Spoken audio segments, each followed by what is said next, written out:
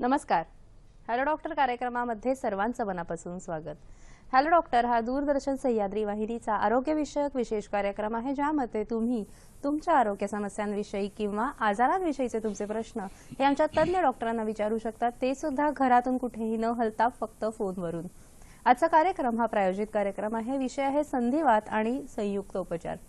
सकाळी झोपेतून उठल्यापासून अगदी रात्री झोपेपर्यंत आपण सहजरित्या अनेक हालचाली करत असतो. उठणं, बसणं, चालणं, बससाठी धावत बस पकडणं, ट्रेन पकडणं, जिना चढणं उतरणं, न कळत सहजरित्या या हालचाली होत असतात.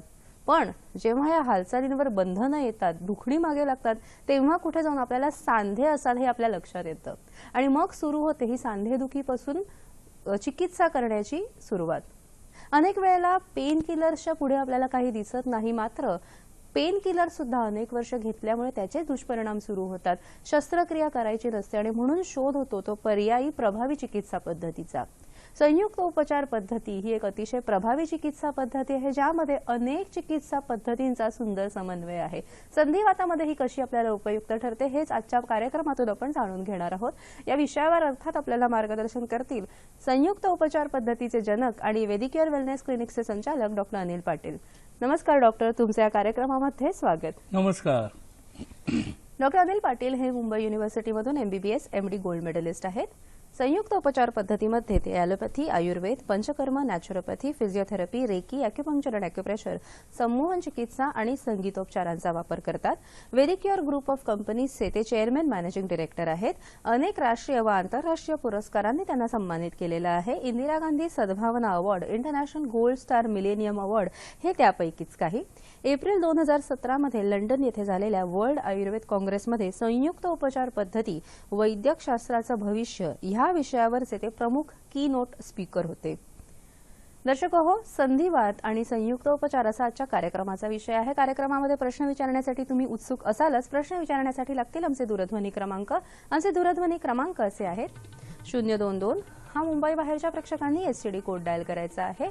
मोबाईल धारकांनी सुद्धा हा कोड डायल करायचा आहे. आमचे दोन क्रमांक आहेत. पहिला क्रमांक 24908050, दुसरा क्रमांक 24988050. या दूरध्वनी क्रमांकांवर संपर्क साधून आपण आमच्या कार्यक्रमामध्ये जरूर सहभागी होऊ शकता. जास्तीत जास्त प्रश्न आम्ही नेहमीच आमच्या कार्यक्रमामध्ये घेण्याचा प्रयत्न करत असतो, म्हणून फोन करताना कृपया आपल्या टीव्ही संचाचा आवाज कमी ठेवावा. प्रश्न हा विषयाला अनुसरून थोडक्यात आणि सलग विचारावा. याशिवाय प्रश्नमंजुषा हा एक वेगळा आणि अनोखा असा उपक्रम संयुक्त उपचार पद्धतीच्या कार्यक्रमांमध्ये नेहमीच असतो. कार्यक्रमाच्या शेवटी आजच्या विषयाशी निगडित असा प्रश्न आम्ही विचारतो आणि त्याचं अचूक उत्तर देणाऱ्या भाग्यवान विजेत्यांना भरघोस बक्षीस सुद्धा देतो. त्यामुळे कार्यक्रम नीट लक्षपूर्वक बघायला आणि ऐकायला विसरू नका. नमस्कार डॉक्टर, पुन्हा एकदाच्या कार्यक्रमामध्ये स्वागत. आज एक अतिशय चांगला विषय आपण घेऊन आलेलो आहोत, कारण अनेक वेळेला आपण बघतो की साधारण 40शी संपली की सांधेदुखी आपल्याला सुरू होते. आजकाल 40शी काय 30शी मध्ये सुद्धा आपल्याला सांधेदुखी सुरू असते. नेमकी ही काय असते सांधेदुखी? आता तुला खरं सांगू का की जगामध्ये अशी कुठची स्त्री नाहीये की जिचे गुडघे दुखलेले नाही आहेत. म्हणजे तिचं डोकं पण दुखतं, पण जास्त करून आजकाल गुडघेदुखी ही स्त्रियांमध्ये खूप कॉमन झाली. पुरुषांमध्ये तेवढी कॉमन नाही, पण स्त्रियांमध्ये खूप जास्त कॉमन आहे. तर त्याची कारणं आपण आता समजून घेऊ. पण काय नेमकं होतं तर असं आहे की माणूस हा एकमेव प्राणी आहे की जो दोन पायावर उभा आहे. बाकी तू सगळी प्राणी किंवा जनावरं बघते तर त्यांना एकतर किडे वगैरे असतात, त्यांना 6 पाय असतात, भरपूर पाय असतात, किंवा कमीत कमी जनावरं असतात. सरपटणाऱ्यांना तर पायच नसतात, त्यामुळे त्यांना काही त्रास नाही होत. मग दुसरे राहिले कोण? मग आता 4 पायावर चालणारे जातात, त्यांना 4 पाय असतात. म्हणजे अख्खच्या अख्खं त्यांचं शरीर 4 पायांवर पेललं जातं. त्याच्यामुळे तेवढा त्यांना पायदुखीचा त्रास होणार नाही. पण माणूस हा एकच आहे. माकड सुद्धा उभं राहत नाही 4 पायांवर. ते उड्या मारतं, ते म्हणजे 2 पायांवर उभं राहत नाही, 4 पायांवरच उड्या मारतो. तर माणूस हा एकमेव प्राणी आहे की जो 2 पायांवर उभा राहतो. आता तुम्ही संपूर्ण शरीराचा भार जेव्हा 2 पायांवर देता तर सर्वात खालचे महत्वाचे सांधे कुठले? सर्वात महत्वाचा सांधा आहे गुडघ्यात आणि दुसरा सांधा आहे अँकल जॉईंट.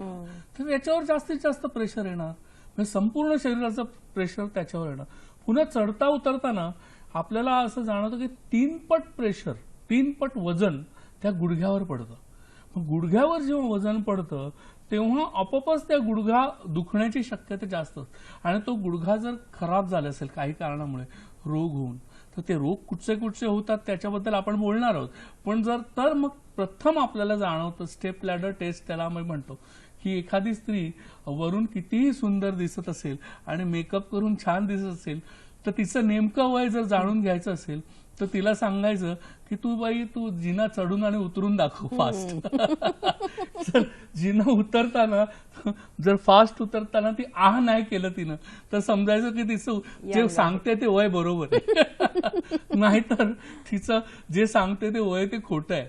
कारण वय वाढल्याचं सर्वात महत्वाचं लक्षण म्हणजे गुडघेदुखी स्त्रियांमध्ये. तर आता काय होतं नेमकं, तर आपण वेगवेगळी कारणं त्याची जाणून घेऊ. प्रथम हा जो आपण सांध्यांचा एक स्लाइड बघूया. विशेष करून संधिवात म्हणजे नेमकं काय असतं, तर सांध्यांचा हा वाद झालेला असतो. सांधे तुम्हाला माहिती आहेत की अतिशय महत्वाचे असतात. नेमके सांधे कसे दिसतात ते आता आपण बघूया. तर हा सांध्याची एक स्लाइड मी आणलेली आहे समोर. तर आहे कसे सांधा दिसतो कसा ते बघ. आता वरचं हाड आहे, खालचं हाड आहे, मग त्याच्याभोवती सांध्या जो आहे किंवा जॉईंट आहे त्याच्याभोवती संधिबंध आहे. त्याच्यानंतर आतमध्ये कुर्चा आहे, कुर्चा म्हणजे त्याला कार्टिलेज असं इंग्लिशमध्ये म्हणतात. त्यानंतर संधिद्राव किंवा सायनोवियल फ्लुइड आहे. त्यानंतर संधिद्रव पटल आहे आतमध्ये, सायनोवियल मेम्ब्रेन ज्याला म्हणतात, आणि अस्थि. अशा प्रकारे सांध्यांची रचना असते. पुन्हा आपण सांध्यांचे प्रकार बघू जरा, की कुठल्या प्रकारचे सांधे आपल्या शरीरामध्ये असतात. आता डोक्याची कवटी मध्ये पण सांधे असतात, ते स्थिर सांधे, ते हलत नाहीत. मग चल सांधे कुठचे? दोन, बिजागरी सांधे आणि उखळीचा सांधा.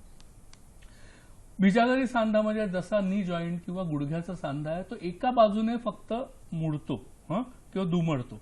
दुसरा म्हणजे उखळीचा सांधा आहे, तो सर्व दिशेने फिरतो, म्हणजे मनगट, जे असं पूर्ण हलतं, आपलं गोल गोल फिरतं. तर हे अशा प्रकारे सांध्यांचे प्रकार आपण सांगू शकतो. निश्चितच. आपल्याला कार्यक्रमातला पहिला प्रश्न आलेला आहे. सर, आपण पहिला प्रश्न घेऊया. रवींद्र कुडाळकर प्रश्न विचारतोय पुण्यावरून. नमस्कार. नमस्कार अनिल पाटील सर. हा, नमस्कार. माझे 3 प्रश्न आहेत. पहिला प्रश्न मला असं विचारायचं आहे की सतत उभं राहून काम करणारे कंपनीतले कामगार म्हणा किंवा सतत बसून काम करणारे शेतमजूर किंवा पाठीवर सामान घेतणारा हमाल असो आणि अति दगदग करणे, अति काम करणे यामुळे संधिवात होऊ शकतो का? पहिला प्रश्न.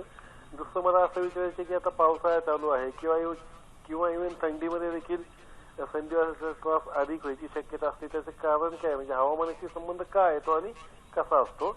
आणि तिसरं असं की एकूणच संधिवात होणे म्हणून आहारामध्ये काय दक्षता घ्यावी? धन्यवाद. बर, पहिला त्यांनी प्रश्न विचारला, त्याचं आपण उत्तर देऊया. म्हणजे मी आत्ताच सांगितलं की स्त्रियांमध्ये जरी तो कॉमन आहे खूप जास्त प्रमाणात, बरोबर. आता स्त्रियांमध्ये का कॉमन आहे त्याच्याबद्दल आपण उहापोह करूच, पण त्यांनी पुरुषांबद्दल विचारलं की मी नेहमी अभिमानाने सांगतो की महाराष्ट्रात एकही असं पोलीस स्टेशन नाही की जिकडे माझा पेशंट नाहीये. म्हणजे अभिमानाने सांगायची गोष्ट आहे. आणि एक प्रकारचं दुर्दैव आहे, बरोबर, एक प्रकारचं दुर्दैव आहे पोलिसांचं की ट्रॅफिक पोलीस बिचारे 8-8, 9-9 तास तिथे उभे असतात ट्रॅफिक सिग्नलवर. किंवा आपले जे पोलीस असतात, रेग्युलर पोलीस, त्यांना काय असं बसून काम करायला काय मिळत नाही. फार कमी लोकांमध्ये ते सुदैव असतं की ते बसून फायली भरत असतात. नाहीतर जनरली पोलीस आपला उभाच असतो आणि तो कायम फिरत असतो फील्डमध्ये आणि त्याला सतत धावपळ करावी लागते. किंवा जवान म्हणा तर हे, किंवा अग्निशामक दलात काम करणारी लोक म्हणा, हे सतत उभे असतात. शिक्षक आहेत, हे लोक उभे असतात सतत. तर ह्या लोकांना काय होतं, सतत उभं राहून आणि त्यांचं वजन जर जास्त असेल तर मग ते गुडघ्यावर वजन पडतं. आपण सुरुवातीलाच त्याचं डिस्कशन केलं की बाबा वजन तुमचं जर जास्त असेल काही कारणामुळे किंवा तुम्ही धावपळ करत असाल तर ती जी खुर्च्या असते ती खुर्च्या झिजण्याचा संभव जास्त असतो गुडघ्यामध्ये. आणि खुर्च्या झिजली का वरचं हाड आणि खालचं हाड, मांडीचं हाड आणि पायाचं हाड एकमेकांवर घासलं जातं आणि ते घासलं गेल्यानंतर मग संधिवात होतो. त्याच्यामुळे ह्या लोकांमध्ये संधिवात होण्याची शक्यता नक्कीच इतरांपेक्षा जास्त असते, याच्याबद्दल तिळ मात्र शंका नाही.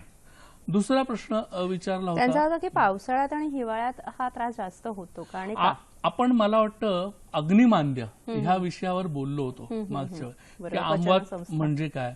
आणि हा आम जो तयार होतो पावसाळ्यामध्ये अग्निमांद्य असतं. आणि म्हणूनच आपल्या पूर्वजांनी सांगून ठेवलेलं आहे की पावसाळ्यामध्ये जास्तीत जास्त व्रतवैकल्य करा, उपवास करा, कमीत कमी खा, आणि खाल ते पण सात्विक आणि मिताहार करा. म्हणजे सामिष भोजन, मांसाहार करू नका. हे सांगून का ठेवलेलं आहे की अग्निमांद्य असताना आपण जर ह्या गोष्टी खाल्ल्या तर त्या पचणार नाहीत, आणि पचल्या नाहीत तर तुम्हाला त्याचा विषात रूपांतर होईल, आणि विषात रूपांतर झालं तर आमवात होण्याची शक्यता जास्त असते. म्हणून आपली सारी व्रतवैकल्य ही शास्त्राशी निगडित आहेत, धर्माशी नाहीत. ह्याची कृपया नोंद घ्यावी सर्वांनी. तर म्हणून ती तुम्ही शास्त्र म्हणून पाळा किंवा विज्ञान म्हणून पाळा, तुम्ही ते धर्म म्हणून पाळू नका. तर त्यामुळे होण्याची शक्यता निश्चित असते आमवात. हा दुसऱ्या प्रश्नाचं उत्तर. आणि आहारात दक्षता काय घ्यावी? आहारामध्ये आता कुठच्या प्रकारचा वात आहे त्यावर अवलंबून आहे. आज आपण ऑस्टिओआर्थरायटिस किंवा संधिवात याबद्दल बोलणार आहोत. आणि ह्याच्यामध्ये कॅल्शियमची कमतरता हे फार महत्वाचं असतं. कॅल्शियम युक्त जे जेवण आहे, मग ज्याच्यामध्ये दूध आहे, दुधाचे पदार्थ आहेत, सोयाबीन आहे, नाचणी आहे आणि सुकामेवा आहे, ह्या गोष्टी जर तुम्ही आहारामध्ये ठेवल्या तर तुम्हाला फायदा निश्चित होईल. निश्चित. आणि प्रश्न अतिशय समर्पक होता आणि अतिशय व्याप्ती चांगली होती. ह्या कार्यक्रमाला अनुरूप हा प्रश्न होता. धन्यवाद. सर, आपण जेव्हा संधिवात म्हणतो, आता तुम्ही सांगितलं सांध्यांचे प्रकार सांगितले, नेमका मग हा संधिवात म्हणजे काय असतो? आता संधी म्हणजे जॉईंट, आणि वात म्हणजे तुला माहिती आहे की वात, पित्त, कफ हे 3 दोष आहेत आयुर्वेदामध्ये सांगितलेलं. त्यामध्ये वात म्हणजे फंक्शन किंवा कार्य. तर आपल्या शरीरामध्ये जी काही कार्य होतात याचं गव्हर्नर हा वात आहे, बरोबर. जर वात एखाद्या ठिकाणी वाढला तर फंक्शन अतिशय जास्त प्रमाणात आपलं वाढलं तर तिकडे दुःख उत्पन्न होतं किंवा त्रास उत्पन्न होतो. तर वात वाढणं, संधीमध्ये वात वाढणं याचा अर्थ तिकडे दुखणं असं अपेक्षित आहे बोलताना. जेव्हा संधिवात आपण म्हणतो तेव्हा तिथे दुखणं वाढलं असं आपण सांगू शकतो. तेव्हा संधिवाताचे वेगवेगळे प्रकार असतात, आणि त्यातला एक महत्वाचा प्रकार ऑस्टिओआर्थरायटिस. ह्याबद्दल आज आपण जास्त करून बोलणार आहे. निश्चितच. संधिवात म्हणजे नेमकं काय आहे याविषयी आपण जाणून घेणारच आहोत. संधिवातामध्ये चिकित्सा काय करायची, आधुनिक तपासण्या काय आहेत, त्याबरोबरच त्याची मुख्य म्हणजे कारणं काय आहेत हे जर आपण जाणून घेतलं तर तो कसा आपण टाळू शकतो याविषयी सुद्धा आपल्याला माहिती मिळेल. मात्र कार्यक्रमात आता वेळ झालेली एका छोट्याशा विश्रांतीची. तुम्ही कुठेही जाऊ नका, पाहत रहा कार्यक्रम हॅलो डॉक्टर.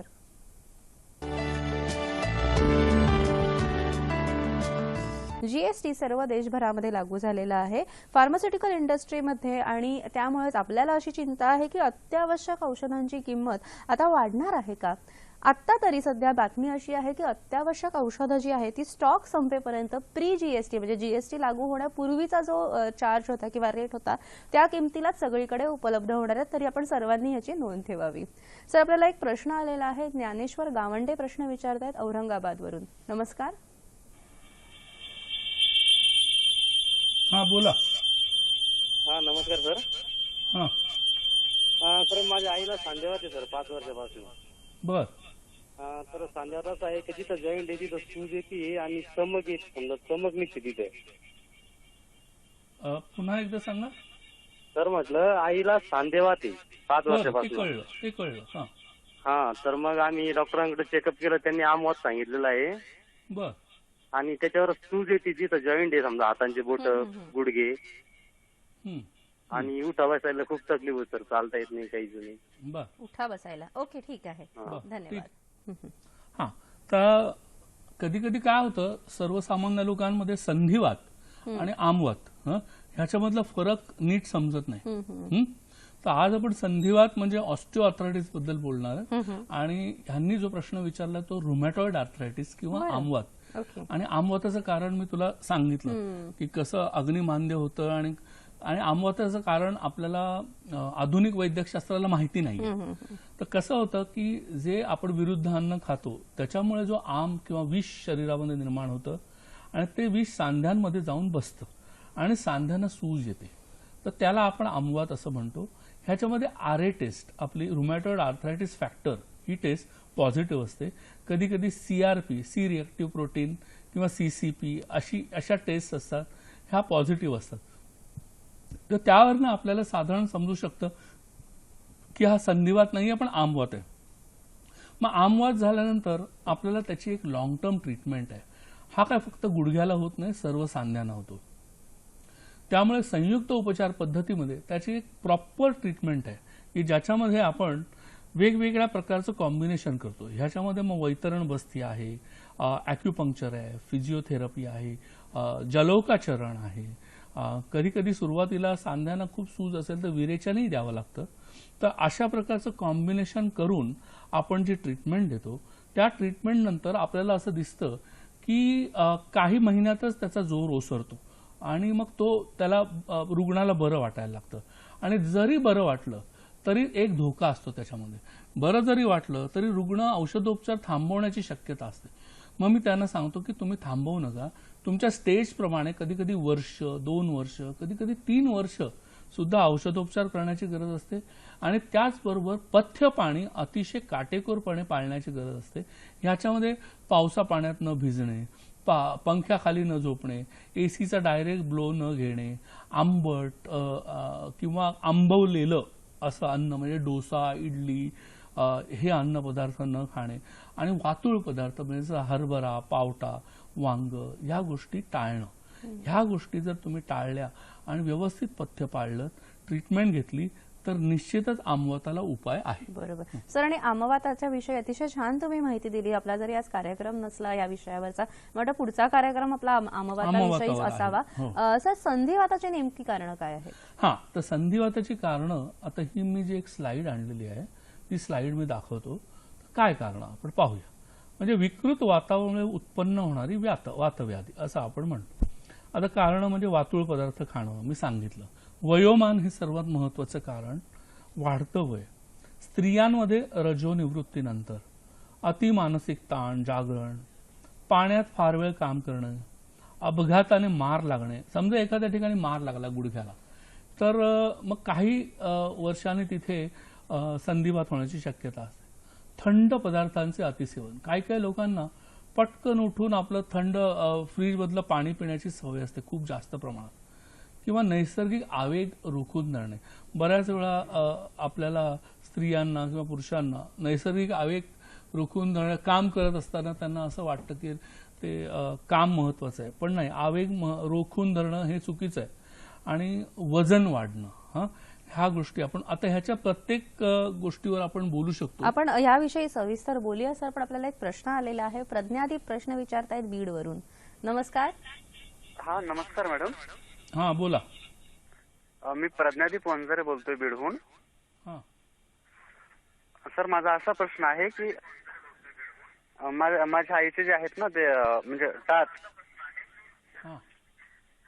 टाच आणि जे गुडघ्याच्या खालचं जे असतं ना, म्हणजे आपण हे करतो. तुमचा टीव्हीचा आवाज तुम्ही कमी करा. एक टीव्हीचा आवाज कमी कर ना. हा सर. तर ते म्हणजे टाच आणि ते खालचं जे गुडघ्याच्या तळपाया दुखतात ते, त्याचा आणि संधीचा काय म्हणजे संबंध आहे का? आणि ते आणि तिचं वजन पण जास्त नाही, मिनिमम 50-52च्या दरम्यान असेल. खूप छान प्रश्न विचारलात. हा, ठेवून द्या फोन, मी सांगतो. हो हो. हा, फार महत्वाचा प्रश्न. आपण त्याच्याबद्दल बोलणारच होतो. ऑस्टिओपेनिया. ऑस्टिओपेनिया म्हणजे काय? तर आपल्याला ह्या स्त्रियांमध्ये खास करून जी हाडं असतात ती हाडं जर ठिसूळ व्हायला लागली तर नेमकं होतं काय? ठिसूळ झाल्यानंतर त्या हाडातला जो कॅल्शियम असतो तो कॅल्शियम बाहेर पडायला लागतो आणि तो नको त्या ठिकाणी जाऊन बसतो, म्हणजे डिपेंडंट पार्टवर. कारण का, सर्वात जास्त वजन आपलं बरोबर आहे तुम्ही गुडघ्यावरून, पण सर्वात जास्त वजन कशावर पडतं तर टाचेवर पडतं. कारण आपण चालताना आपण टाचा खाली दाबून चालत असतो, बरोबर. तर त्या डिपेंडंट पार्टवर तिथे जाऊन ते हाडातला कॅल्शियम विरघळलेला कॅल्शियम बाहेर आलेला तो तिथे जाऊन बसतो आणि हाड वाढतं. आणि आपल्याला कळतं की ते कॅल्कॅनियल स्पर, कॅल्कॅनियस म्हणजे हाड आहे, ते आपलं टाचेचं हाड आहे, तर त्याला आपण कॅल्कॅनियल स्पर असं म्हणतो. आणि टाचेचं हाड वाढलं की मग सकाळी उठल्यानंतर जेव्हा ते पाय खाली ठेवतात तेव्हा प्रचंड वेदना होतात. अच्छा. हं? इतक्या वेदना होतात की चालताच येत नाही त्यांना. हं? मग आणि हे सगळ्यात म्हणजे त्याचा आणि संधिवाताचा संबंध आहे. कारण का हे झाल्यानंतर हे काही जणांना होतं, सगळ्यांनाच होतं असं नाही, पण बाकींना गुडघ्यामध्ये किंवा तिच्या अँकल जो आहे, जॉईंट आहे, त्याच्यामध्ये सुद्धा संधिवात होऊ शकतो किंवा तिकडची जी खुर्च्या असते ती खुर्च्या खराब होऊ शकते, झिजून खराब होते आणि त्याच्यामुळे संधिवात होतो. तर त्यामुळे ह्याचं नक्कीच डायरेक्टली कनेक्शन आहे आणि ह्याला आपल्याकडे काही खास ट्रीटमेंट्स आहेत. त्या ट्रीटमेंट जर त्यांनी घेतल्या तर त्यांना निश्चितच फायदा होईल. सर, आपण जेव्हा म्हणतो की तुम्ही सविस्तरपणे सांगितलं की संधिवाताची कारणं काय असतात, वजन वाढण्यापासून अनेक वेळेला हाडं ठिसूळ होईपर्यंत, अनेक वेळेला वेग धारण न करणं म्हणजे वेग धारण करणं, यापासून अनेक कारणं आता आपल्याला समजली. नेमकी आता जेव्हा आपण कारण बघितली, हा कसा दिसतो ह्याच्याकडे बघण्याची आपल्याला उत्सुकता आहे. नेमका हा दिसतो कसा सर? नाही, तो मी त्याच्याकडे येतो, पण मला आधी पहिलं स्त्रियांमध्ये कुठच्या कारणांमुळे हा होतोय हे फार महत्वाचं मला सांगावंसं वाटतं इकडे. की वयोमान वाढतं वय असं आपण म्हणतो की बाबा वय वाढलं म्हणून मग सगळ्या पुरुषांना का नाही होत, मग स्त्रियांवरच का इतकं म्हणजे दुर्दैवी आहेत त्या की त्यांनाच संधिवात जास्त प्रमाणात होतो. ते नीट समजून घेणं गरजेचं आहे, सर्व पुरुषांनी समजून घेणं गरजेचं आहे आणि सर्व काय म्हणतात मातृभक्त मुलांनी समजून घेण्याची गरज आहे. की एक लक्षात घ्यायचं की स्त्री जेव्हा गर्भधारण करते तेव्हा त्या अख्ख्या मुलाचा सांगाडा 9 महिन्यामध्ये संपूर्ण सांगाडा ती स्त्री आपल्या शरीरामध्ये निर्माण करत असते.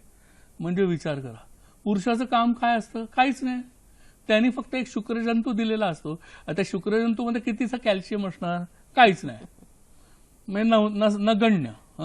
म्हणजे त्याच्यानंतर जे बीज धारण केलं, गर्भ धारण केलं, त्याच्यानंतर अख्खाच्या अख्खा एवढं मूल होईपर्यंत संपूर्ण तो सांगाडा ती स्त्री निर्माण करते. त्याला कॅल्शियम कुठून येणार? मग ते कॅल्शियम कधी कधी जर आहारातनं मिळालं नाही तर ते तिच्या हाडातनं तिला द्यावं लागतं. म्हणजे जर तिच्या आहाराकडे आपण त्यावेळी लक्ष दिलं, म्हणून आपण बाळंतिणीचा आहार आपण खूप महत्वाचा असतो आपल्याला. आणि त्यानंतर पण बघा ना, म्हणजे बाळंत झावण्याच्या आधीच गर्भिणीचा आहार, गर्भिणी परिचर्या, त्यानंतर बाळंतीण झाल्यानंतर जवळजवळ 1-2 वर्ष गावात तर मी तर पाहिलं 2-2, 3-3 वर्ष बायका पाजत असतात. आणि आपण सांगतो, मगाशी पण मी सांगितलं की दुधामध्ये कॅल्शियम असतं, बरोबर. मग आता हे आई जे दूध प्रोड्यूस करते त्यातला कॅल्शियम कुठून येणार? तो कॅल्शियम पण तिला एक तर आहारातनं मिळाला तर मिळाला, नाहीतर तिला बिचारीला तिच्या हाडातून द्यावा लागतो. म्हणजे म्हणून आपण म्हणतो की मुलांनी आईचे उपकार विसरू नये. आई थोर तुझे उपकार उगाच म्हणत नाही तुम्हाला. हासत सोडी कोण दुधाची दार. सर, आपल्याला एक प्रश्न आलेला आहे. वर्षा प्रश्न विचारतायत जळगाववरून. नमस्कार. हॅलो. नमस्कार सर. हा, बोला. म्हणजे गुडघ्यापासूनच पाय दुखतात सर खाली. हॅलो. खाली पाय दुखतात. गुडघ्यापासून खाली पाय दुखतात सर. बर. आपलं वय काय? आपलं वय? माझं वय 18 सर. 18? म्हणजे माझे नाही दुखत सर, पप्पांचे दुखतात. असं सांगा. पप्पांचं वय काय? पप्पांचं वय तरी 42. बरं, ठीक आहे. धन्यवाद. काय काम करतात ते? शेती काम करतात सर. बरं, ठीक. धन्यवाद वर्षा. तिने वडिलांसाठी पण खरंच ना, मुलीच वडिलांची काळजी घेतात असं म्हणतात. म्हणून मी मुलांना कान पिचक्या दिल्या मगाशी की आईने तुमच्यासाठी काय केलंय ते लक्षात घ्या आणि तिची काळजी घ्या शेवटपर्यंत. तर बघा ना, पण मुलीने बिचारीने विचारलं वडिलांसाठी प्रश्न. तर चांगलंय, छान. म्हणून मुलींना जन्म द्या जास्तीत जास्त, बरोबर आहे. कारण त्याच काळजी घेतात तुमची. तर सांगायची गोष्ट अशी की 42 वय आहे आणि शेती काम करतो, म्हणजे थोडंसं अवजड काम असणार. मला असं वाटतं जर गुडघ्यापासून खाली पाय दुखत असतील आणि शेती काम करत असेल तर तेवढ्या प्रमाणामध्ये कॅल्शियम त्यांच्या पोटात जात नाहीये. हं, एक पूर्वीचा काळ होता, माझं लहानपण मला आठवतं. आमचं गाव आहे तिथे शिर्डीजवळ. मी लहानपणी जायचो तिकडे, दरवेळी दर सुट्टीमध्ये जायचोच. हा, त्यावेळी ह्या डेऱ्या बिऱ्या, दूध डेऱ्या बिऱ्या काय नव्हत्या. हा, घरामध्ये जेवढ्या गाई म्हशी असायच्या ना त्यांचं दूध आम्हाला रोज सकाळी कंपल्सरी माझी आजी, म्हणजे वडिलांची आई कंपल्सरी ग्लासभर दूध समोर आणून ठेवायचे की हे पी. म्हणजे आम्हाला ते दूध कसं तरी वाटायचं, अरे काय काय प्यायचं. ते ग्लासभर दूध तिथे येऊन पडायचंच. त्याच्यानंतर मग उरलेल्या दुधाचं ती ताक बनवायची, मग ते लोणीच बनवायची, मग काय तूपच काढायची आणि सगळंच म्हणजे दूध तुपाची नुसती रेलचेल घरामध्ये. आज मी आत्ता त्याला आता खूप वर्ष झाली, 30-40 वर्ष झाली. आज मी जेव्हा आमच्या गावाला जातो तेव्हा आहे दूध, असं नाही असं नाही, पण 80-90% दूध डेअरीला जातं. राहायला दूध म्हणजे फक्त चहासाठी वापरलं जातं. पाहुणे आले की चहा द्यायचा. बरोबर.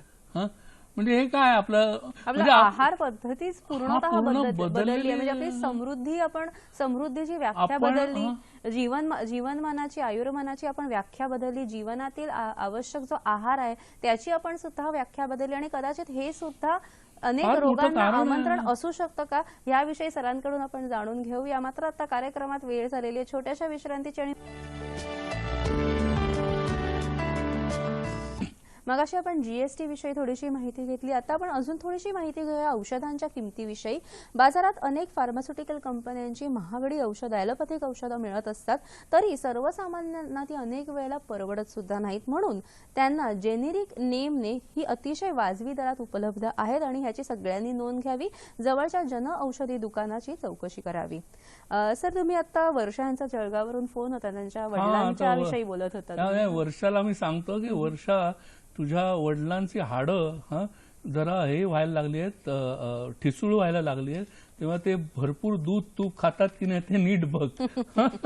आणि सर्वांनी ही काळजी घ्यावी की तुम्ही जरूर विका डेअरीला दूध, पण घरातलं दूध तुपाचं आपलं कल्चर आहे. आपण आर्य संस्कृती, हिंदू संस्कृतीत गाईला काय एवढं गोमाता म्हणतो की तिच्याकडून जे मिळणारे पदार्थ आहेत सगळं, गाय, आपलं दूध, तूप, लोणी, जे काही आपल्याला दही हे मिळतं किंवा अगदी शेण सुद्धा, ही प्रत्येक गोष्ट आपल्या संस्कृतीचा एक अविभाज्य हिस्सा आहे. तेव्हा तुम्ही दुधाचा आणि ह्याचा वापर मुबलकपणे करा तुमच्या आहारामध्ये. पण विशेष करून मला असं वाटतं सर, अनेक वेळा जर्सी गाई आणि देशी गाई ह्याच्यामध्ये सुद्धा, म्हणजे आपण जे सगळे उल्लेख केले आता हे सगळे देशी गाईच्या विषयीच असतील ना. आणि आजकाल काय होतं की जर्सी गाईची वाढ जास्त होते कारण दूध उत्पादनासाठी वगैरे जास्त मिळतं. तर ह्यांचं जे गोमूत्र आहे किंवा जे आपण तुम्ही म्हणाला शेण वगैरे, तर त्याच्यामध्ये इतके आयुर्वेदिक बेनिफिट्स आपल्याला नाही मिळत. तर थोडंसं देशी गाईकडे पण वळणं फार महत्वाचं आहे मला वाटतं. जर्सी गाय म्हणजे सीडलेस द्राक्ष खाण्यासारखे की त्याच्यामध्ये आपल्याला सीड्स जे असतात द्राक्षामध्ये त्याच्यामध्ये जीवनसत्व असतात. तुम्ही सीडलेस खाल तर तुम्हाला फक्त त्यातला फ्रुक्टोज मिळेल, बाकी काय मिळणार नाही. बरोबर आहे. कारण कॅल्शियम जे आहे आपल्याला, जेव्हा आपण म्हणतो की दुग्धजन्य पदार्थांमधून आपल्याला मिळतं, कारण व्हेजिटेरियन डाएटमध्ये बऱ्याच वेळेला नॉनव्हेज नसल्यामुळे कॅल्शियम आपल्याला कमी मिळतं. त्याची आपली पूरकता ही, आपल्याला दूध आणि दुधाचे पदार्थ भरपूर खायला पाहिजे. जर त्याच्यानंतरही तुला असं वाटलं की बरं होत नाहीये तर मग निश्चितच आपण मग एक्सरे काढून घेऊ आणि मग बस्ती आणि तिक्तशीर बस्ती ह्याची ट्रीटमेंट आपण त्यांना करू आणि मग त्यांना नक्की बरं वाटेल. सर, तुम्ही आता म्हणाल एक्सरे जे म्हणाला, तर आधुनिक तपासण्या कोणकोणत्या कराव्यात संधिवातामध्ये? आता संधिवात मध्ये वेगवेगळ्या प्रकारच्या तपासण्या आहेत. सर्वात महत्वाची तपासणी म्हणजे एक्सरे. तर एक्सरे काढल्यानंतर आपल्याला समजतं की हाडं किती खराब झालेली आहेत किंवा संधी जो आहे तो किती खराब झालेला आहे. आणि त्याच्यानंतर सिरम कॅल्शियम, म्हणजे कॅल्शियमचं प्रमाण किती आहे. तर हे नॉर्मल पुरुषांमध्ये एवढं असायला पाहिजे, 9.2 ते 10.7 मिलीग्रॅम्स 100 मिलीमीटर ब्लडमध्ये, आणि स्त्रियांमध्ये 8.9 ते 10.5 मिलीग्रॅम. बरोबर, हे कॅल्शियमचं प्रमाण असायला पाहिजे. तर ते जर कमी असेल तर आपण म्हणू शकतो की संधिवाताची शक्यता आहे. तिसरी म्हणजे बोन डेन्सिटी टेस्ट, म्हणजे हाड किती प्रमाणात ठिसूळ झालेलं आहे, की हाड मजबूत आहेत हे बघण्यासाठी बोन डेन्सिटी टेस्ट केली जाते. त्या बोन डेन्सिटी टेस्टमधनं आपल्याला कळतं की ऑस्टिओपिनिया आहे की ऑस्टिओपोरोसिस आहे. ऑस्टिओपिनिया याचा अर्थ थोड्या प्रमाणात कॅल्शियम आणि फॉस्फरस कमी होऊन हाडामध्ये थोडीशी घनता कमी झालेली आहे, अस्थि घनता. आणि ऑस्टिओपोरोसिस मध्ये आपण असं म्हणू शकतो की खूप जास्त प्रमाणामध्ये घनता कमी झालेली आहे, तर त्याला आपण ऑस्टिओपोरोसिस असं म्हणतो. सर, याविषयी जाणून घेऊ. आपल्याला एक प्रश्न आलेला आहे. अविनाश प्रश्न विचारतायत पुण्यावरून. नमस्कार. हॅलो. हा, बोला. हा, नमस्कार मॅडम. हम्म, हा सर, माझं वय 24 वर्ष आहे. हम्म, तर मला आमवाताचा त्रास आहे बर. आणि जवळजवळ मला आता 7 ते 8 वर्ष झालं माझे गुडघ्याचे सांधे दुखतात. बर. आणि मी पंचकर्म वगैरे सर्व केलेलं आहे, पण माझ्या गुडघ्यामध्ये चमक मारते. मला चिना चढता येत नाही आणि उतरता येत नाही. बर, ठीक, ठेवू. आता वय वर्ष 24 असल्यामुळे नक्की सांगता येईल की त्यांना आमवतच आहे, कारण ह्या वयामध्ये संधिवात सहसा होत नाही, म्हणजे नाहीच होत. तर आपण त्याची खात्री करू शकतो की RA टेस्ट वगैरे करून की आमवात आहे. आणि आमवात हा जवळजवळ सर्व सांध्यांना अफेक्ट करतो. आणि मगाशी म्हटल्याप्रमाणे आमवातासाठी खास ठोस ट्रीटमेंट आपल्याकडे आहे, ज्याच्यामध्ये वैतरण बस्ती आहे, ॲक्युपंक्चर आहे, फिजिओथेरपी आहे, जलौकाचरण आहे. असं कॉम्बिनेशन करून त्यांनी पहिले 3 महिने ट्रीटमेंट घ्यावी, रोज येऊन जाऊन. आणि जरा बरं वाटल्यानंतर पथ्य पाळून 3 वर्ष तरी औषधं घ्यावी, आणि तो आपण त्याचा पूर्णपणे नायनाट करू शकतो. निश्चितच. असं जेव्हा आपण म्हणाल की संधिवात, तो नेमका कसा दिसतो हे आम्हाला दाखवू शकाल का? संधिवाताची इथे स्लाइड आणले मी.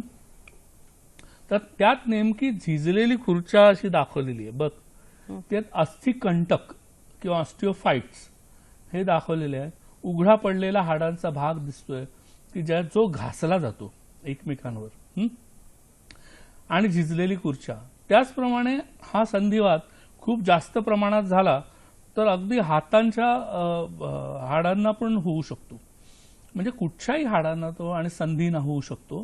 पण तिथे देखील जे लाल लाल भाग दाखवलेला आहे त्यामध्ये संधिवातामुळे झालेले बदल दाखवलेले आहेत, आणि ज्याच्यामुळे तिथे देखील वेदना उत्पन्न करतो तो. तर अशा प्रकारे हालचाल जेव्हा आपण करायला जातो हाताची किंवा गुडघ्याची, तेव्हा ते जास्त प्रमाणात दुखतं. सर, अनेक वेळेला काय होतं की मेनिस्कियल टियर्स असतात किंवा कॅल्केनियल स्पर्स जसं तुम्ही म्हणाला त्याविषयी, किंवा अनेक वेळेला प्लॅन्टर फेशियायटिस असतं, याविषयी काय सांगू शकता? जेव्हा आपल्या इथे मगाशी मी सांगितले का कोणीतरी विचारला होता प्रश्न की कॅल्केनियल स्पर म्हणजे की हाडं ठिसूळ झाली का तिकडनं कॅल्शियम बाहेर येतो, नको त्या ठिकाणी जाऊन बसतो. तर नेमकं त्याच्यामुळेच आपण ते कॅल्कॅनियस नावाचं हे बोन हे ते इकडे दाखवलेलं आहे. मी बीड वरून आपल्याला प्रश्न आलेला. तर त्याच्यात तो दाखवलेला आहे. हे जे बोन दाखवलं त्यात तुम्हाला दिसतं की ते हाड तिथे वाढतं मग, आणि त्याच्यामुळे तुम्हाला कॅल्केनियल स्पर होतो. आणि कधी कधी प्लॅन्टर फेशियाटिस, म्हणजे कसं आहे की खालचा जो भाग आहे त्याच्यामध्ये एक फेशिया, एक प्रकारची उती किंवा पेशी आहेत त्या, की त्याला फेशिया असं म्हणतात, त्याला आवरण असं म्हणू शकतो, पेशींचं आवरण. तर त्या फेशियाला जेव्हा काही कारणामुळे तिथे सूज उत्पन्न होते तेव्हा आपण त्याला म्हणतो की प्लॅन्टर फेशियाटिस झालेलं आहे. आणि त्यामुळे चालताना टाचेच्या खूप वेदना होतात. म्हणजे चढता उतरताना तर होतात, पण सकाळी उठल्यानंतर पाय टेकवला की एकदम तळपायाची आग मस्तकाला जाते असं म्हणतात ना, तशी तळपायाची वेदना मस्तकाला जाते. इतकं ठणकन ती वेदना जाते तिकडे. तर त्याला आपण प्लॅन्टर फेशियाटिस म्हणू. आणि ह्याला ट्रीटमेंट म्हणजे अंतर्गत बस्ती आणि ॲक्युपंक्चर. आता एक खास वॅक्स ट्रीटमेंट म्हणून पण आहे आपल्या फिजिओथेरपीमध्ये. वॅक्स ट्रीटमेंट, ॲक्युपंक्चर आणि अंतर्गत बस्ती ही अशी ट्रीटमेंट आपल्याला एकत्र केली तर प्लॅन्टर फेशियाटिस बरा होतो. पण ह्याच्यासाठी खास करून मगाशी सांगितल्याप्रमाणे जे हाड वाढलेलं आहे ते हाड वाढायला जर कोणी सांगितलं की टाचेचं इंजेक्शन घ्या किंवा आणखीन काय करा, प्लीज असं काय करू नका, उपयोग होत नाही. बरोबर. मग त्याच्यापेक्षा काय चांगली ट्रीटमेंट आहे, त्यासाठी खास एक ट्रीटमेंट आहे आणि त्याच्यामध्ये ॲक्युपंक्चरने आम्ही त्या हाडामध्ये जे वाढलेलं हाड आहे त्याच्यामध्ये आम्ही सुईची ट्रीटमेंट देतो आणि त्यानंतर मॉक्सिबक्शन करतो. आता मॉक्सिबक्शन म्हणजे काय, तर मॉक्सा नावाची एक वनस्पती आहे जी ज्या वनस्पतीने आपण त्या सुईला शेक देतो आणि ती सुईचा जो शेक आहे तो आतपर्यंत हाडापर्यंत जातो आणि हाड हळूहळू विरघळायला लागतो. आपण अच्छा. काही महिने जर ट्रीटमेंट आपलं काही दिवस जर ट्रीटमेंट घेतली तर ते पूर्णपणे हाड नाहीसं होतं. काही जण म्हणजे जे वाढलेलं हाड आहे ते पूर्णपणे नाहीसं होतं. म्हणजे आणि अतिशय बरं प्रभावी अशी प्रभावी ॲक्युपंक्चर अशी मधली ट्रीटमेंट आहे. आपल्याला पुढचा प्रश्न आलेला आहे. यामिनी प्रश्न विचारतायत चंद्रपूरवरून. नमस्कार. हॅलो, नमस्कार. हा, माझ्या विचारा. बहिणीचं वय आहे 38 आणि हा. तिचे हिवाळ्यामध्ये टोंगळे सुचतोय आणि चालायला त्रास होतोय. बरं बरं, ठीक आहे, ठीक. आता ह्याबद्दलच आपण बोलतोय आणि बरोबर त्यांनी महत्वाचा प्रश्न विचारला आणि तुला आश्चर्य वाटेल. बघ काय म्हणाली ती, टोंगळे म्हणजे गुडघे. बरं. अर्थात तो विदर्भातला शब्द आहे. अच्छा. विदर्भ आणि मला असं वाटतं वरती उत्तर महाराष्ट्रामध्ये सुद्धा गुडघ्यांना टोंगळे म्हणतात. अच्छा. तर ते गुडघे तिचे दुखतायत आणि आणि आश्चर्य बघ, तिचं वय फक्त 38 आहे आणि 38व्या वर्षी तिचे गुडघे दुखायला लागले. हे मगाशी मी काय सांगत होतो की तुम्ही हे दिवसेंदिवस जे वय आहे बायकांचं की पूर्वीच्या काळात 60ला 70च्या पुढे गुडघे दुखायचे आणि आपण म्हणायचो की बाबा स्त्री आता म्हातारी झाली आहे, तिला चालताना त्रास होतोय, 70-80 वर्ष. मग ते हळूहळू 60ला यायला लागलं, मग ते हळूहळू 50ला यायला लागलं. आता काय 35 आणि 40तच गुडघे दुखायला लागले. म्हणजे विचार करा तो किती गंभीर प्रश्न आहे. कारण कसं आहे की स्त्रियांना जर मर्यादा पडल्या त्यांच्या कामाला तर घरातलं काम आणि आणखीन हल्ली तर स्त्रिया घरातलंच काम नाही करत, बाहेरचं पण काम करतात. मग ते करणार कोण? बिचारा काही काही स्त्रिया माझ्याकडे येतात आणि सांगतात, सर मला बोरिवलीपासून विरारपासून चर्चगेटला जायचं असतं, तुम्ही मला म्हणता जिने चढे उतरू नका जास्त, मी चढल्याशिवाय ट्रेनमध्ये बसणार कशी? आणि मग आणि ते पण उतरायला वगैरे प्रत्येक ठिकाणी त्रास होतो. म्हणजे किती गंभीर प्रश्न आहे बघ. आपल्याला ते वाटतं की सोपा प्रश्न आहे, नुसतं गुडघे दुखतात, काय आहे त्यात, पेन किलर घ्यायचे. असं काय नसतं. पेन किलर घेऊन नंतर मग आतडी फाटतात आणि नाहीतर किडन्या खराब होतात. त्यामुळे पेन किलर हा त्याच्यावरचा उपाय नव्हे, तर त्याच्यावर प्रॉपर उपाय करण्याची गरज आहे. तर तुम्हाला अंतर्गत बस्ती जसं दशमूळ बस्ती, योग बस्ती, तिक्तशीर बस्ती अशा 2-3 प्रकारच्या बस्ती आम्ही देतो. त्याच्यामुळे वात कमी होईल. त्याच्यानंतर हा जो संधी द्राव कमी झालेला आहे तो कमी झालेला द्राव ते परत भरून येण्यासाठी एक खास प्रकारची ट्रीटमेंट आहे आणि त्या ट्रीटमेंटला आम्ही जानू बस्ती असं म्हणतो. आता जानू म्हणजे काय, जानू म्हणजे गुडघा म्हणजे टोंगळा, सेप. तर त्या गुडघ्यावर आपण असं कणकेचं असं खळं करतो आणि खळं केल्यानंतर त्याच्यामध्ये औषधी तेल सोडतो आणि औषधी तेला सोडल्यानंतर ते जी औषधी तेल आहे त्याच्यावर हळूहळू मसाज करतो गुडघ्यावर. मग ती आतमध्ये त्यांच्या औषधी तेल ॲब्सॉर्ब होतात आणि ॲब्सॉर्ब झाल्यानंतर आतलं जे सूज आलेली आहे ती कमी होते. पुन्हा कार्टिलेजची जी झीज झालेली आहे ती भरून निघते. पुन्हा संधी द्राव जो कमी झालेला आहे तो भरून निघतो. तर हे फार मला महत्वाचं सांगावं असं वाटतं. ह्याच्यावर मला एक छान गमतीशीर गाणं आठवलंय. आता ते 38च वयाचे आहेत. तुम्ही विचार करा, एवढ्या तरुण वयात जर स्त्री काय म्हणतात त्याला गुडघे धरून चालायला लागली तर नवरा काय म्हणेल?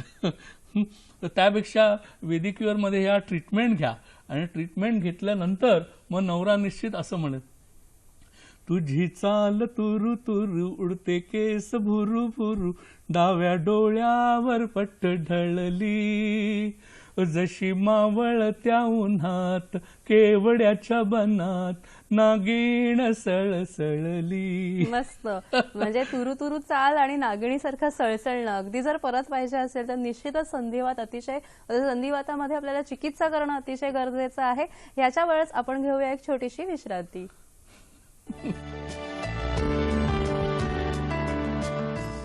विश्रांतीनंतर सर्वांचा पुन्हा एकदा हॅलो डॉक्टर कार्यक्रमामध्ये स्वागत. कार्यक्रमामध्ये पुढे जाण्यापूर्वी आपण पुढचे हॅलो डॉक्टरचे कार्यक्रम कोणते आहेत ते पाहून घेऊया. सह्याद्री वाहिनी हॅलो डॉक्टर प्रायोजित कार्यक्रम थेट प्रसारण शुक्रवार दिनांक 7 जुलै 2017 रात्री 8 वाजता. विषय आहे संधिवात, आमवात आणि आयुर्वेदीय उपचार. सहभाग doctor Abasaheb Randive. Hello doctor प्रायोजित कार्यक्रम थेट प्रसारण शनिवार दिनांक 8 जुलै 2017 रात्री 8 वाजता. विषय आहे स्तनांचा व गर्भाशयाचा कॅन्सर आणि आयुर्वेद. सहभाग वैद्य समीर जमदग्नी. हॅलो डॉक्टर प्रायोजित कार्यक्रम थेट प्रसारण रविवार दिनांक 9 जुलै 2017 रात्री 8 वाजता. विषय आहे अतिशय लठ्ठपणावर नवीन आधुनिक उपचार. सहभाग डॉक्टर शशांक शहा. चाल तुरु तुरु करण्यासाठी संधिवातामध्ये इतर काय उपचार केले पाहिजे त्याविषयी आपण जाणून घेऊया. सर काय सांगाल? तर काय माहितीये का, पहिलं काय होतं हे एक्सरे मध्ये मला दाखवायचं, मगाशी एक्सरे दाखवायचा राहून गेला होता. तर हा एक्सरे बघ. तर ह्या एक्सरे मध्ये बघ नेमकं काय झालंय. तर हे हल्ली कॉमन लोक काय बोलतात, गुडघ्यात गॅप निर्माण झाले. मग गॅप निर्माण झाले म्हणजे नेमकी कुठली गॅप, तर ही जी मधली जी गॅप आहे मांडीचं हाड आणि खालचं हाड, ही गॅप कमी झालेली आहे. म्हणजे काय, ती हाडं जवळजवळ आलेली आहेत हे दिसते. तर हा फार महत्वाचा भाग आहे. दुसरा एक्सरे पण तेच दाखवतोय की दोन्ही वरचं हाड आणि खालचं हाड, खालची दोन हाडं ही जवळजवळ आल्यामुळे ती खराब, म्हणजे ती गॅप कमी झालेली दिसते. मग ह्याच्या वेळेस असं सांगतात की असा हा एक्सरे दाखवतात आणि मग सांगतात की नाही तुमचं ऑपरेशन केलं पाहिजे, तुमचा सांधा बदलला पाहिजे. काय सांगाल? हां, सांधे बदल शस्त्रक्रिया ह्याच्याबद्दल मी स्ट्रिक्ट अगेन्स्ट आहे त्याच्या. कारण जगामध्ये मग तुम्ही काय काय बदलणार आहात. हां, केस गेले तर टोप लावता, ठीक आहे, ते काय त्याच्यामुळे काय विशेष त्रास होत नाही. डोळे गेले तर कॅमेरा लावणार का, मेंदू गेला तर कॉम्प्युटर लावणार का तिकडे. काय काय बदलणार तुम्ही. त्यापेक्षा जे निसर्गाने आपल्याला दिलेलं आहे त्याचं रक्षण कसं करायचं हे पाहायचं. नाहीतर आपल्याकडे एक टेंडन्सी निर्माण होते का, आपल्याकडे पैसे आहेत ना, लाखो रुपये आहेत आपल्याकडे ठेवलेले आहेत बँकेमध्ये, प्रॉव्हिडंट फंडाचे जमा आहेत. आपल्याला झालं की आपण डॉक्टरकडे गेलो, तो सांगणार आहे की ठीक आहे बाबा, काही दिवस पेन किलर घ्या, कॅल्शियम घ्या, नंतर ऑपरेशन करायचंच आहे. म्हणजे असं एकदम म्हणजे केवढं मोठं मार्केट निर्माण झालंय की बाबा हे करायचंच. म्हणजे जसं बायपासचं मध्ये मार्केट निर्माण झालं होतं ना, की तुमचं हार्ट दुखायला लागलं कुठे, काही थोडंसं झालं की ऑपरेशन करायचंच आहे. ह्या गोष्टीला काय अर्थ आहे का? तुम्हाला देवाने दिलेली गोष्ट आहे ना, काही कारणामुळे ती खराब झाली. मग काय कारण आहे ते शोधून काढा ना. तुमचं वजन वाढलंय का जास्त, तुम्ही थंडीमध्ये राहता का, तुम्ही वातुळ पदार्थ खाताय का, किंवा आंबट पदार्थ जास्त खाताय का, किंवा कॅल्शियम युक्त जेवण तुमचं नाहीये का, काय कारण, ती कारण शोधून काढा आणि त्यानुसार आपण पुढे जाऊ ना. कारणानंतर आपण जर उपचार केले तर बाण हा योग्य ठिकाणी पोहोचतो आणि त्यामुळे हा उपचार अतिशय प्रभावी सुद्धा ठरत असतो. यावरूनच आपण एक छोटीशी विश्रांती घेऊया. तुम्ही कुठेही जाऊ नका, पाहत राहा कार्यक्रम हॅलो डॉक्टर.